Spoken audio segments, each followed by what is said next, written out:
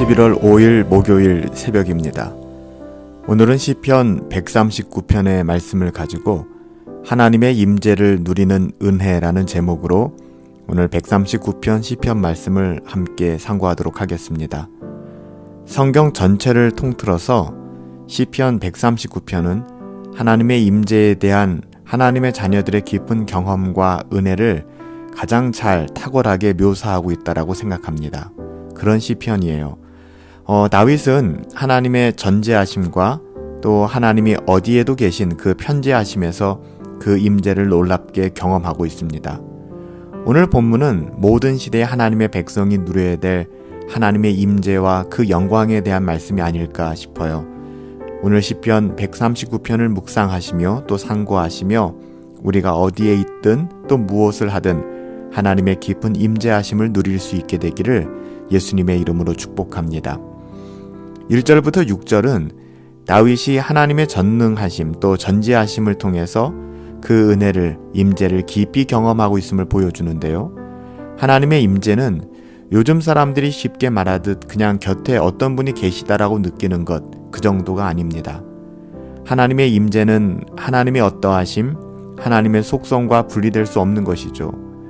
다윗은 하나님의 전지하심을 통해 그의 임재를 경험하고 있습니다. 다윗이 하나님께서 모든 것을 아신다라고 말하지 않고 나를 아신다, 자기를 아신다라고 말하고 있음을 여러분 주목해 보시기 바랍니다. 우리는 하나님께서 모든 것을 아시는 전지하신 분이라고 말할 수도 있지만 그 하나님께서 나의 말과 나의 생각, 나의 행위를 다 알고 계신다라는 고백, 이건 정말 다른 차원의 고백이 아닐까 싶어요. 다윗은 전지하신 하나님의 임재의식 속에서 그렇게 살아왔습니다. 나를 누구보다도 잘 아시는 그 하나님. 다윗은 하나님의 전지하심에 대한 지식이 너무 기이하다라고 고백하고 있습니다. 이 지식은 단순히 신학적 진술이나 동의가 아니죠. 그를 압도하고 있는, 다윗의 삶을 압도하고 있는 그런 하나님의 어떠하심, 하나님을 아는 참 지식이었던 것입니다.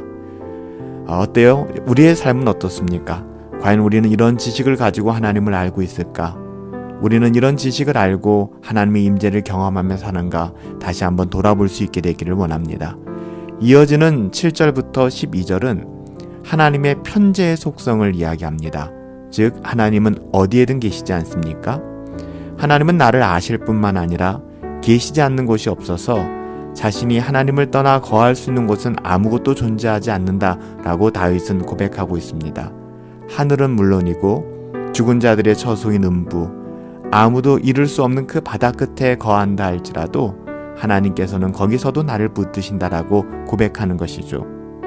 어떤 흑암도 하나님으로부터 숨을 만한 흑암은 존재하지 않습니다. 다윗은 이 고백을 통해서 자신의 신앙을 고백할 뿐만 아니라 이 고백으로 다윗은 힘을 얻고 있습니다. 살다 보면 깊은 골짜기로 내려가고 칠흑 같은 흑암을 만날 때도 있지만 그런 것들이 하나님의 임재와 그 경험을 조금도 감소시킬 수 없다라는 이 다윗의 아름다운 고백이 우리 모두의 고백이 되었으면 좋겠습니다. 하나님의 임재에 대한 체험과 고백에서 이제는 13절부터 18절까지 다윗은 감사의 찬송을 고백하고 있습니다. 하나님은 자기를 지으셨으며 모태에서 기묘하게 창조해 주신 분이라 고백하는 것이죠. 다윗은 하나님의 행하신 일이 얼마나 기이한지 잘 알고 있습니다. 사람이 은밀하게 지음을 받았다는 것은 하나님의 창조의 솜씨를 헤아려 알 수 없다는 말과도 같은 것인데요. 여러분, 교회도 마찬가지입니다. 하나님께서는 가시적 교회에서 당신의 참된 백성을 만들어 가시는데요. 이것은 인간이 헤아릴 수도 없는 너무나도 기이한 일이라고 우리는 이야기할 수 있을 거예요. 다윗은 하나님께서 자기를 생각하신다는 사실이 너무나도 행복하다고 고백합니다. 다윗의 거룩한 결심이 이어서 19절부터 24절까지 이어지죠. 모든 악인에게 자기를 떠나라고 명령하고 있습니다. 다윗은 모든 악인에게서 자신을 분리하겠다라고 선언하는 것이죠.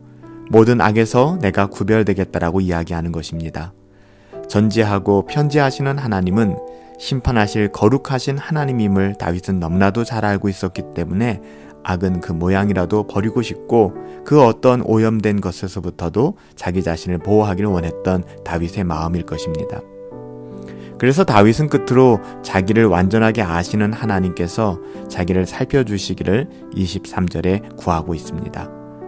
혹시 자기가 알지 못하는 악한 생각이 있다면 그것을 내어버리고 하나님께서 인정하시는 마음으로 살고 싶다라는 갈망이 그대로 드러나고 있는 것이죠. 자기를 의지하고 자기 의를 쌓아가는 삶이 아니라 전지하고 편지하시는 전능하신 하나님께서 자기를 인도해 주실 것만을, 이것이 정말 나에게 큰 유익이라는 사실을 믿고 그 사실만을 바라보며 이것이 나의 살 길이요 생명의 길이라고 다윗은 그렇게 고백하고 있는 것입니다. 다윗이 경험하고 누린 동일한 하나님을 섬기는데 왜 다윗처럼 하나님의 임재를 경험하고 사는 사람들이 우리 주변에서 많지 않을까요? 하나님에 대해 배우고 아는 성경의 지식이 왜 우리에게는 그런 살아있는 은혜로운 지식이 되지 못할까요? 하나님을 아는 살아있는 참된 지식의 은혜를 구할 수 있기를 원합니다. 또 하나님이여 나를 살피사 내 마음을 아시며 나를 시험하사 내 뜻을 아옵소서 라고 구하기에는 너무나 많은 거리낌을 가지고 살아가고 있지 않은가 우리 자신을 돌아볼 수 있게 되길 원합니다.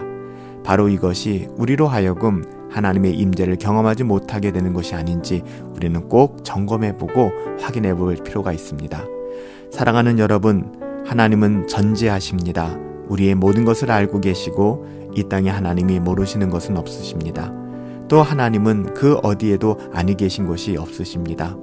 우리는 그 어떤 곳에서도 하나님의 임재를 누리며 하나님의 은혜 가운데 깊이 들어갈 수 있어야 할 때일 것입니다. 오늘 이 새벽에 다윗이 경험했던 그 하나님, 다윗이 고백했던 그 하나님, 그래서 하나님의 임재를 우리의 삶의 모든 영역에서 누리며 살아갈 수 있는 복된 저와 여러분들이 되시기를 예수님의 이름으로 축복합니다. 아버지 하나님, 다윗이 경험하고 누렸던 하나님의 임재의 은혜를 저희도 삶 속에서 충만하게 누리고 살게 하여 주시옵소서.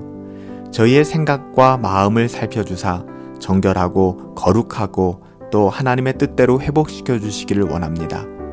하나님, 저희 안에 작은 흠도 허락하지 않으므로 거룩하신 하나님께서 거하실 거룩한 성소로 저희 자신을 가꾸어 오늘 하루 살아갈 수 있도록 하나님의 특별한 은혜로 우리의 삶을 인도하여 주시옵소서.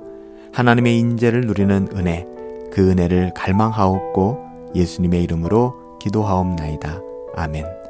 우리의 모든 삶의 영역 하나님이 다 알고 계시며 우리는 하나님이 아니 계실 거야 생각하는 그 어두움 가운데에도 하나님은 함께 하신다는 그 사실을 기억하시고 하나님의 임재를 깊이 누리시며 살아갈 수 있는 은혜, 오늘 하루도 누리며 살아갈 수 있게 되기를 예수님의 이름으로 축복합니다. 승리합시다.